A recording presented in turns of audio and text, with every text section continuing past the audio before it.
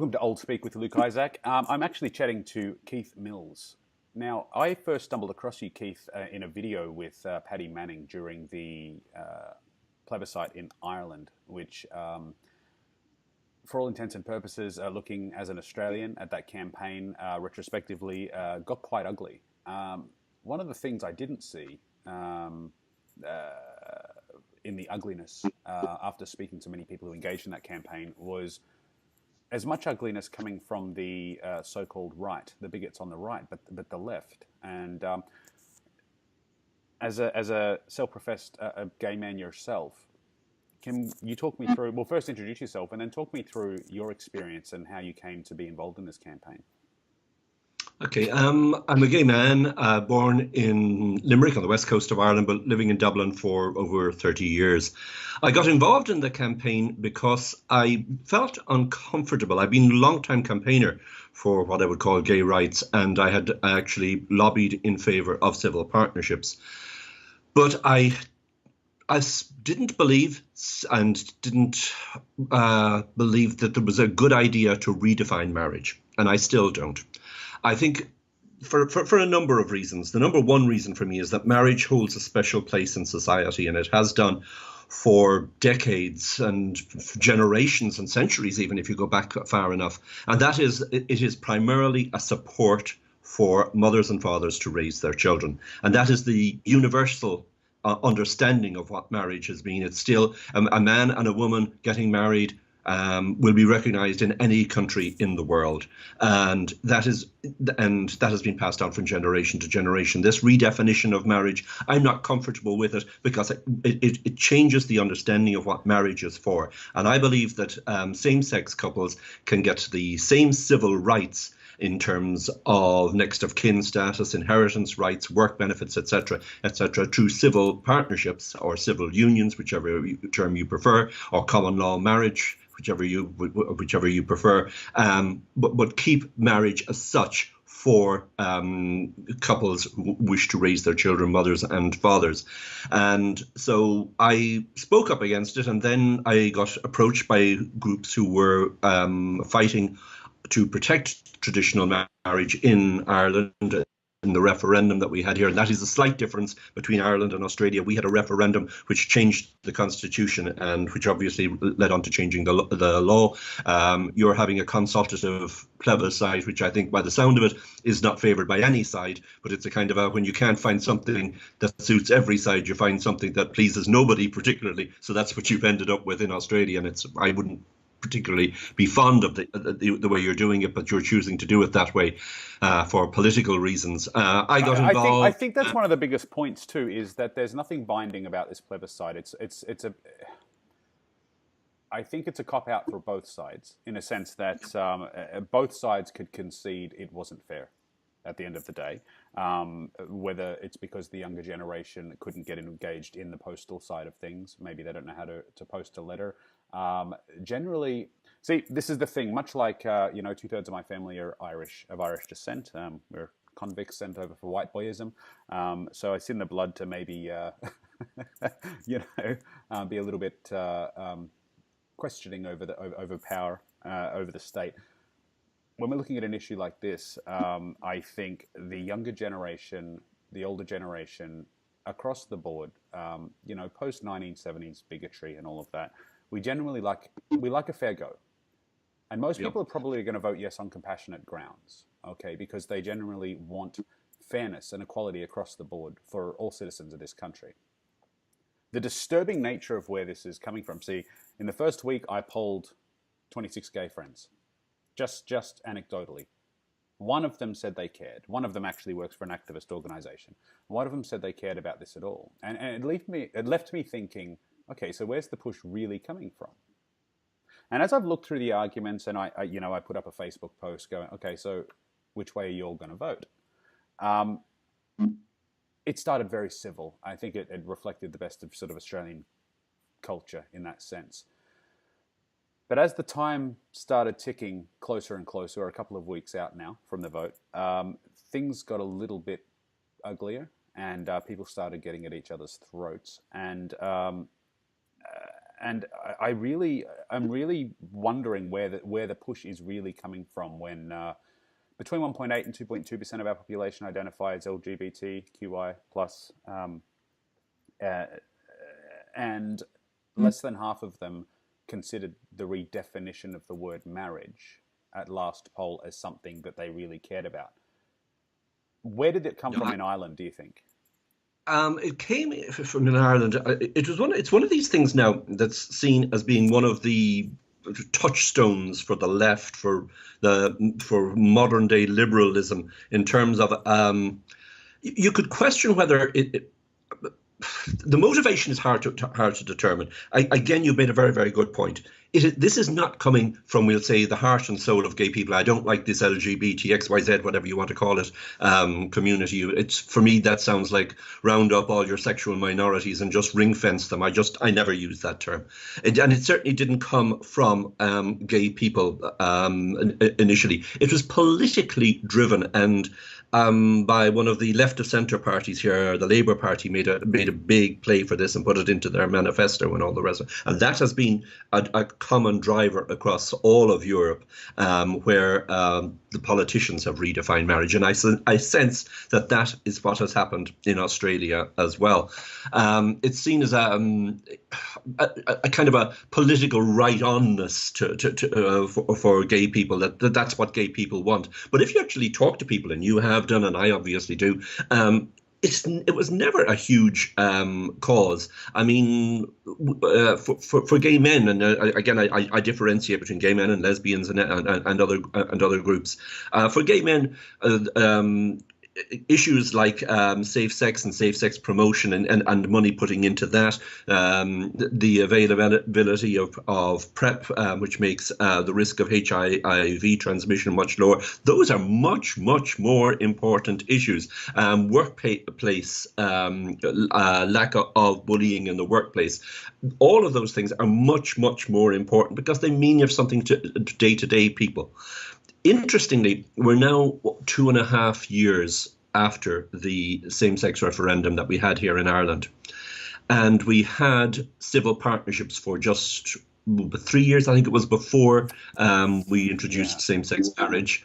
Still, to this day, there are more same-sex couples in civil partnerships than there are in civil that have redefined marriage in civil marriages. So that is an interesting point, because the collectivism of the whole thing, that the LGBT community are sort of, how do I say it, the activists that are pushing for this are having this sort of collectivized group and to make up this illusory number. But, as somebody who's more libertarian leaning, it screams of Marxism in that sense, the collectivized nature of, that collective block. There's, of all my gay friends or Indigenous friends or any of these other collectives that want to be labelled, no two people are the same, and no two people have the same take on their life and their place. You know what I mean, in society, and it feels like a real dog and pony show.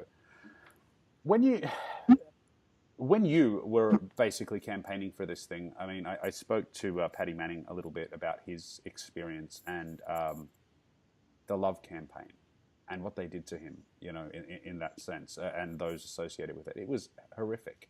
I mean, how did you go in basically identifying as a gay man in Ireland, which 30 years ago? I don't know. When did you come out? Can I ask? I came out in the mid-'80s. In the mid-'80s, okay. So you would have seen a lot of changes societally. Oh, I would have, yeah. I mean, back in the mid-'80s, Ireland, homosexual acts between men were still illegal, and being gay was akin to admitting almost you were a paedophile in those days, and it was a very, very hard to. But in a way, that kind of standing up for myself and standing up to bullying back in the 80s and 90s and whatever, when I was growing up, it toughened me for the campaign. So I didn't take any nonsense back then. I wasn't going to take any nonsense from the so-called Love campaign. I mean, I said to people after the campaign that I hadn't personally seen any homophobia. Now, I'm not saying that it doesn't exist. I personally hadn't seen it. in any time in the previous 30 years, because if anybody even made jokes, I would call them out on it and stuff like that. And Oh, sure. Yeah. so I had a very good defense mechanism. The only time that I saw people targeting me because of my sexual orientation was people who on the so-called love campaign during the referendum, and they targeted me with all kinds of nastiness. I'm sure you dealt with this with Paddy about because they wanted to paint a narrative that anybody who was against same-sex marriage was homophobic. And in one of particularly notorious articles, one of the leading campaigners here equated anybody who was against same-sex marriage to queer bashing. That was basically the argument they wanted to make. So gay people standing up against same-sex marriage, they couldn't cope with them, so they had to really personalize the campaign. I was accused of having internalized homophobia, an Uncle Tom, self-hatred, and self-hatred, yeah, an Uncle Tom, which apparently is a reference to Negroes in the southern states of the United States. Oh, the irony. All kinds of horrible nastiness.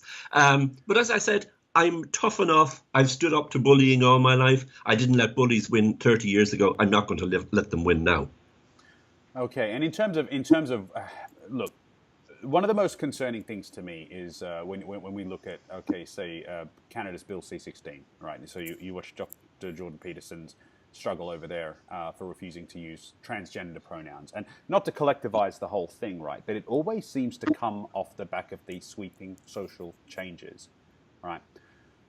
That people are losing their jobs, people are having their children taken off them as unfit parents, people are losing their incomes, people are losing status when they conscientiously object to the new cultural narrative.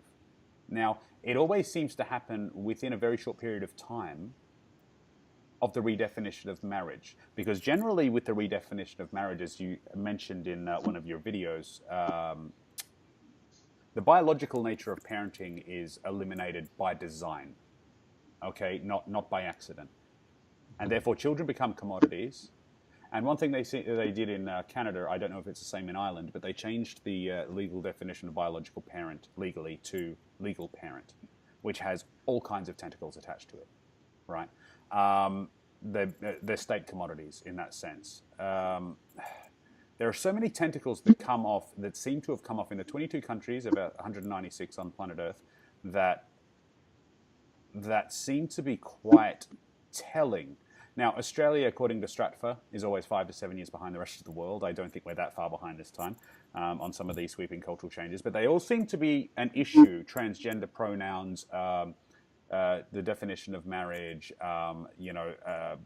sex education programs, which is just a Frankfurt School thing, right? They all seem to happen in the West at the same time, funded and pushed by the same agendas and groups. There are no accidents here. And so if I was to look at Canada, if I was to look at people's experience in the United States or across the UK, in Ireland, the people who have a conscientious objection to this, their lives, even retrospectively, are going to be with a fine-tooth comb. They're going to be raked over to see what they said in the future. And the conversation we're having today could be hate speech tomorrow if this thing was to be legislated in Australia. And that, to me, as an advocate for free speech, is a terrifying thing. Yes, I would totally agree. Ireland would be very, very similar to what happened in Canada. Within a few months of redefining marriage. And don't forget, once you redefine marriage, because marriage is such a core building block for the family and consequently for society and for the nation, once you start to eat away at that, then all other certainties, all other blocks that hang out of this cornerstone are up for changing, for amending, whatever.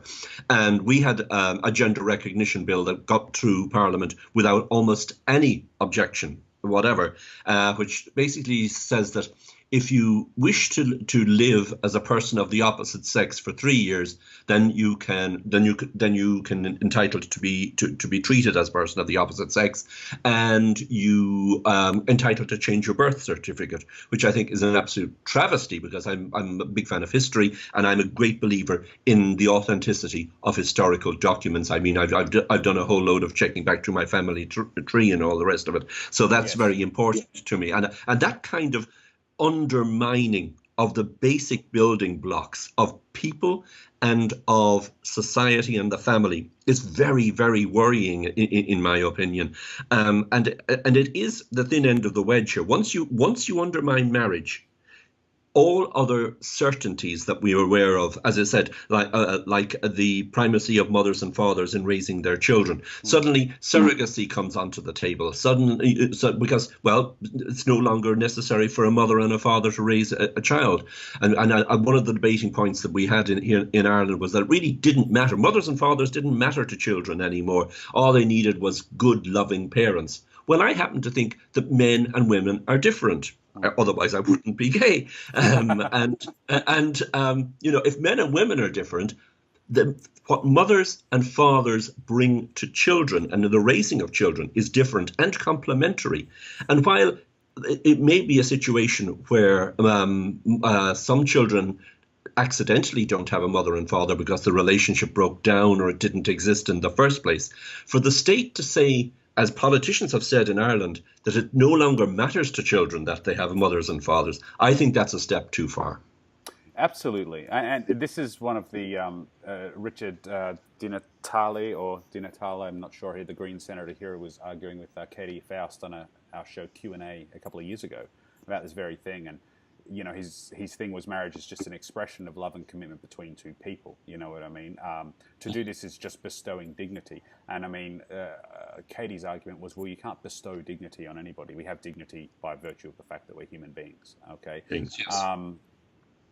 As of 2015, Tanya Plibersek's great speech to Australia was, now there is no discrimination in law between same-sex couples and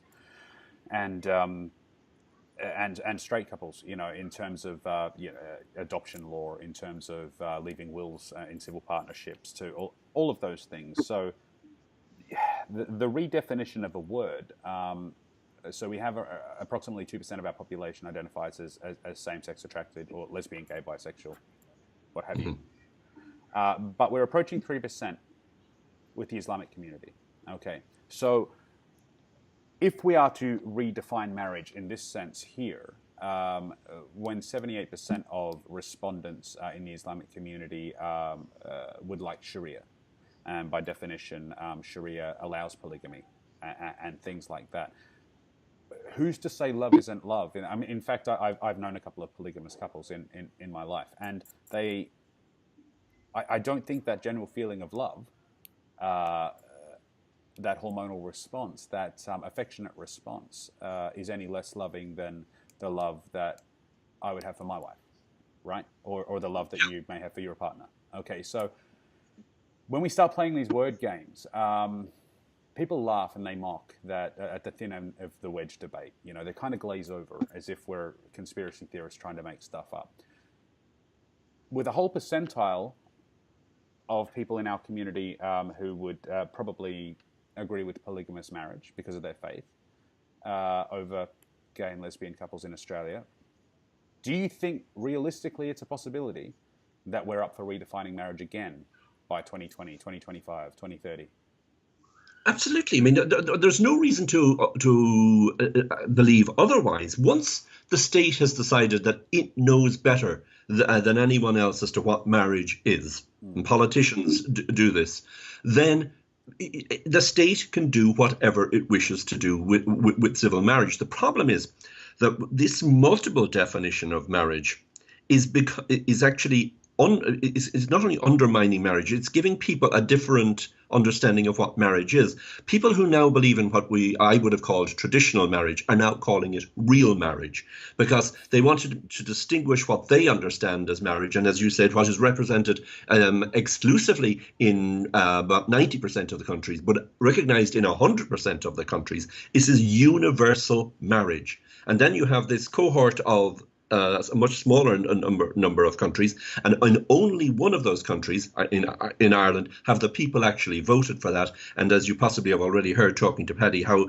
biased and unfair that campaign was when politicians were not allowed to have a free vote, to speak freely in favour of traditional marriage. They were whipped into line and told they would not be selected for the next election if they stood up for traditional marriage. And that applied to all political parties in this country. And that, thankfully, is one thing that's not happening in Australia, that you have politicians, so you have some element of a balanced debate. The only people who were standing up for traditional marriage in Ireland were citizens who felt strongly about it, but we had no political history whatsoever. Yeah. And our funding, we were outspent by about something like 15 or 20 to 1. So, I mean, we didn't have a fair playing pitch. And I mean, when the campaign started about 2 months before the election, roughly where you are now in terms of the voting day, we were struggling to get to 20%. We were getting maybe 17, 19, occasionally we might get over 20%. Then the debate started and people actually stood up and started to speak up. And people across the political spectrum started to listen, and the general public started to listen. And our poll numbers kept going up and up and up. And so we ended up doubling our vote share. And now what we would have achieved had we had political voices with experience and political campaigning on our side, I honestly don't know. But at least in Australia, you are having some element of the debate, although the same bullying tactics by the yes side are being used there as were used in Ireland. Yeah, well, I think all the mainstream media has been sort of weaponized in a sense that I don't see much. I mean, there's Sky News, which there's a couple of pundits on there that are worth listening to, but generally across the board, ABC, our billion-dollar industry here, is very pro redefinition. I don't think it's going to get a fair hearing. I don't think both sides are going to get a fair airing. And I think that's probably part of the plan from the activists on one hand. But it's also, it's a lazy way to go about it when it's a non-binding plebiscite anyway. All right, so we're getting numbers thrown around all the time. Say 70-odd% of Australians believe that we should redefine. Okay, now some of those numbers are pretty wonky. But at the same time, there's 76% of people actually believe that a child has the right to both their mother and their father in their life. Now, you can't have it both ways. And you're seeing a real split down the country. This very post-truth sort of thought process happening here in Australia, which is concerning. And I think, so you were in 2015, right? Here we're in 2017. Can you give us a little bit of an understanding as to where things have gone since that campaign in terms of the tentacles into wider public life? Yeah, what we've already seen, as I said, just a few months after the referendum passed and the law changed, we completely redefined this gender recognition bill passed. And it passed with little or no objection because people who might be minded to have an issue with it and speak up for it had been already silenced and had already seen what had happened to people who had stood up for marriage. And this was a much, much smaller impact, if you like. In terms of what you're going to see happen to society and to children's rights, those things are only going to manifest themselves in a generation. The children who are deliberately denied a mother or a father because of this redefinition of marriage and the family, they are not going to be able to speak up until they are adults. And that's going to take another 20 or 30 years. So what's happening in the last 2 years is there has been a case of the constant propaganda of Ireland voted yes. And it's as if the 38% of the people who didn't have any political voices are an irrelevancy, that they don't matter. You guys are the success story currently used in Australia as a conservative nation who voted yes, right? Yeah, I would challenge the definition of Ireland being a conservative nation. We would have been, and I think possibly a lot of Irish immigrants who would have based themselves in Australia down through the years would have come from a very conservative country. Sure. But Ireland has changed considerably in the last 30 years. I would say the pivotal point was when we had a referendum on divorce 25 years ago, I think it is, and where the church got involved, which they didn't in the same-sex marriage referendum. They got really involved and put their out, and it passed divorce, passed against the wishes of the church, and we'll call it Conservative Ireland very, very narrowly. And Conservative Ireland took that beating and really retreated and very, very much. So that things changed, and now you are already seeing the way that things are impacting into schools. You're seeing this much more in Australia, I believe, than we are, but we're a little bit behind you on this. Where oh yay. Yeah. What I would say is, I'm quite simple. I believe that schools should be about reading, writing, and arithmetic, the 3 hours as we call them over here, and that schools you're in the dark ages, sir. You're in the dark ages. No. But schools are not places for social indoctrination. I don't, for example, believe in teaching religion as regular classwork in school. I'm not a Christian myself. I believe that school premises can be used for schools, but shouldn't be part of the regular curriculum. That's my belief. But on the other hand, if parents want to have religious schools or schools with a religious ethos and religious education, then they're entitled to it. At the end of the day, parents, mothers and fathers of children are the primary supports for system, and the state is trying to get involved and to displace parents, and they're doing this very, very much so in the schools. And where you have this myth of protecting people from bullying and creating safe spaces. I'm sorry, I live in the real world. The real world doesn't have safe spaces. That's right. The real world, you will hear opinions that you don't like. You will be subject to things that you find offensive if you're prone to being offended. But will children who come out of these so-called safe spaces be able to speak up and think for themselves if they've never seen those kind of counter arguments that have made them uncomfortable in the past? They won't. Yes. And the problem is that they will then see all of this stuff that they've never seen before as hate speech. And hate speech is this new catch-all for everything that I don't like. You can't have an opposing opinion without being hate speech. And it's a dreadful, dreadful, dreadful, dreadful terms. Like yourself, I believe in free speech. We have three limitations. We've had 1,200 years, some people may say 2,000, but we've had 1,200 years, particularly post-Enlightenment, about 300 years. Where we've won this battle for free speech, and mostly under a feudal system, right? Okay, to undo it in one vote, in one generation, to me is the most horrifying of prospects. You're right. Going back to the school thing just briefly, I mean, who was it? Ignatius? Was it give me a boy till the age of 8 and you'll have a Catholic for life, or something like that? One of the most terrifying ideas of you may have seen safe schools over here and the sex education programs, which goes back to 1920s Frankfurt School nonsense, right? Is that it's very hard. See, for somebody like myself, it became cool to be gay from the age of about 16, 17. It's hip to be gay between 2000 and 2003. It was a really big deal, right? And a lot of my I did musical theatre, right? I did mixed martial arts instead of boxing before it was cool. I did, a career in music, and I'm a writer. Growing up in a small country town, if I had $1 for every time I was told I was gay, I wouldn't have to work. Right? It was amazing. I had friends that were less sure about their sexuality and who did go start experimenting with this. With a gay lifestyle, before marriage and all of that sort of stuff, because it was such a virtue at that time in history. Now, when you have something like safe schools, like the Roman Catholic Church was very, very vocal about, and you're training into 8-year-olds the idea of penis tucking and breast binding and fantasizing about making out with some, not having a gender, being transgender, being fluid, and touching people of the same sex and all of that sort of stuff. That goes a long way into interrupting their natural, where children should be sexualized biologically between 11 and 14. You're getting them a few years early, and you're showing them this whole world of things that they otherwise would not have experienced at any other time in human history, save a few ugly cultures, right?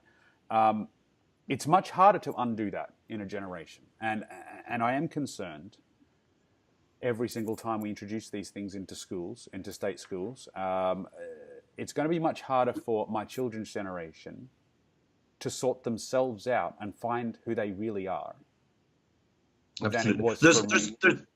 There's two very worrying trends going on there, and you're seeing the end result of two very worrying trends.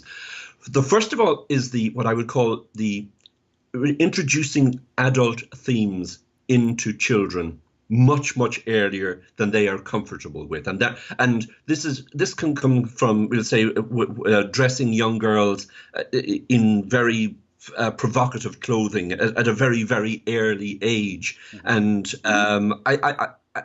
to be honest, I know this sounds old-fashioned, but I don't care being called. I think childhood is a very special time. Yes. And it's a time that you can never relive again. Yeah. So childhood should be protected, and adult themes should not be introduced into childhood unless there's a real need for it. And in most cases, there isn't a real need for it. Now, in cases where, for example, you could have parental breakups and stuff like that, and children need to be understand what's going on. But otherwise, that is not the case. And childhood should be protected. And the second thing that you're seeing here is the state, through its school system, believing that it can displace parents. And it can bring in these things, and parents have no voice in standing up and go, right, then I don't want my child to have to actually see this in schools. I am the primary caregiver for my child, and I determine, apart from the lessons of 3 hours, what they're actually exposed to. But no, the state feels it has the right to displace parents from that. And this is all part of the same trend of state intrusion into the family. And the problem is a lot of these things are coming in and people are realizing after the fact. They're snuck in under the cover of night by the Rods Wards of the world, avowed Marxists. And it takes 2 years before parents start hearing, what were you hearing about? You know, because it is culture in a lot of these programs in schools to not talk to your parents about it. Over 300 Victorian schools just recently signed up to, in the state of Victoria, recently signed up to, for children as young as 8, to start the process of gender reassignment without their parents' knowledge, if they felt their parents would not be in agreement with this process. And, you know, it was the president of the American College of Pediatricians that only said in January this year that, you know, promoting transgenderism in children is institutionalized child abuse. None of that stuff is covered in mainstream media here, but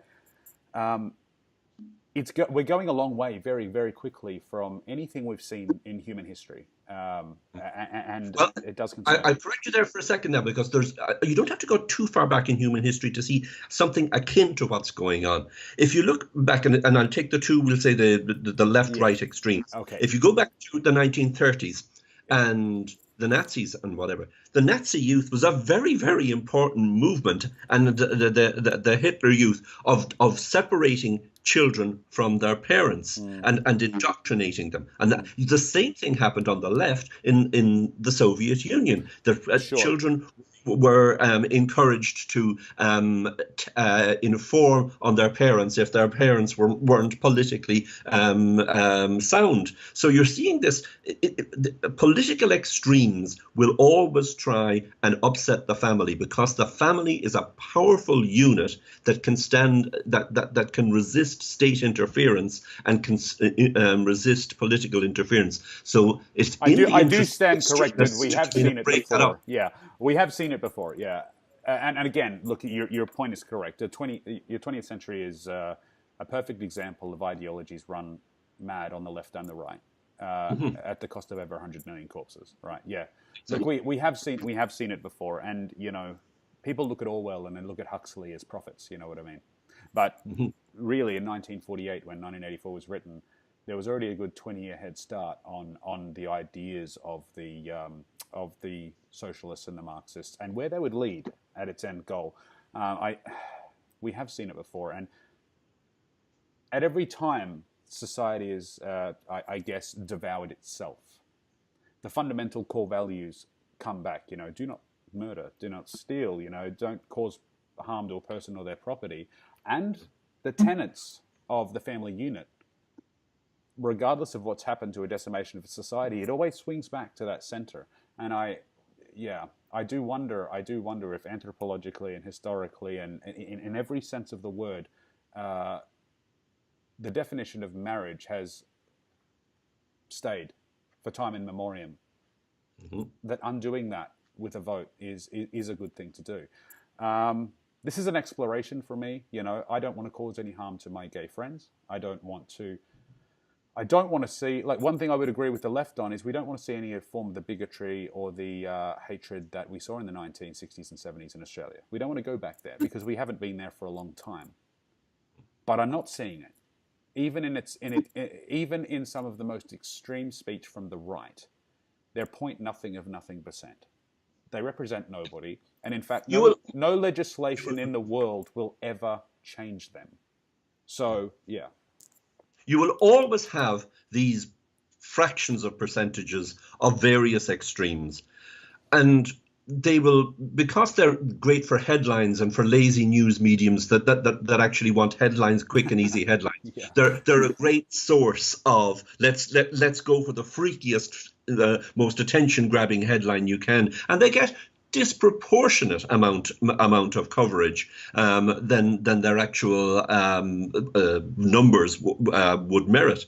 And I blame, you know, I don't believe in censorship of the media, but the media also has a role to be representative of society, and bringing in all of these extreme opinions from the left and the right, and extreme liberals and extreme libertarians, extreme authoritarians, whatever, all of these, you know, these 0.1% factions, they might be great for headlines and they may make lovely color pictures of people doing Hitler salutes and etc. Yeah. but they're or torch parades is the new thing in the States. But the amount of people that they represent is absolutely tiny, irrelevant. They are background noise to society as a whole. And which is an interesting point. Within 48 hours of this plebiscite being announced here, Turnbull, or as Trump calls him, Trumbull, which is his name. If the US president calls you something, that's your name, mate. So our fearless leader, Trumbull, actually went out and said that we would be committed to a war with North Korea if the US said go, and by proxy, probably China, within the same 48 hours of announcing a plebiscite. Now, one, he felt he must ask the people, and the other, not so much. You know, there is so much noise going on that I just think people can't see the forest for the trees. And that divide and conquer thing that's going on across social media, across our society right now, it's taking us back to a place that I haven't experienced in my lifetime. This was my parents' generation, you know, and any of that base nature hatred that it's coming out of the woodwork, and sadly most of it's from the left. I don't really identify as left or right. I'm labeled a conservative all the time because I hold some conservative views. I'm called a liberal at other times. I would like to think I'm more libertarian. I think the fact that government is involved in the marriage institution squared is probably a big part of the problem. Yep. Okay, so I don't think we would be having this problem if it wasn't up to government to decide what marriage was. Look, exactly. But there's a very good point, and that's something that was actually sort of skirted over in Ireland, and I think is being missed in Australia so far as well. Why does the state feel a need to get involved in personal relationships? Why does the state need to actually have civil marriage in the first place? You know, because of inheritance rights and taxation and all the rest of it, next of kin status and things like that, yes, there is a role for recognizing relationships, sure. But does it have to be marriage? That is the question. So you can make people. I mean, the way my preference is, and this is not a flyer because there isn't enough people that want it. My belief is that marriage should be preserved for people who want to raise children. It has a legacy going back decades, centuries, generations, whatever. And that's what marriage. And if you don't intend to have children, or in the case of same-sex couples, if you can't have children, then you should have another form of legal recognition of your relationship. Don't call it marriage, and respect the diversity between those two types of relationship. One that is family building, one that is a personal two-person relationship, and recognize the state gives the same rights in terms of inheritance rights, next of kin status, work benefits to both relationships. But really, does the state need to get involved in marriage at all?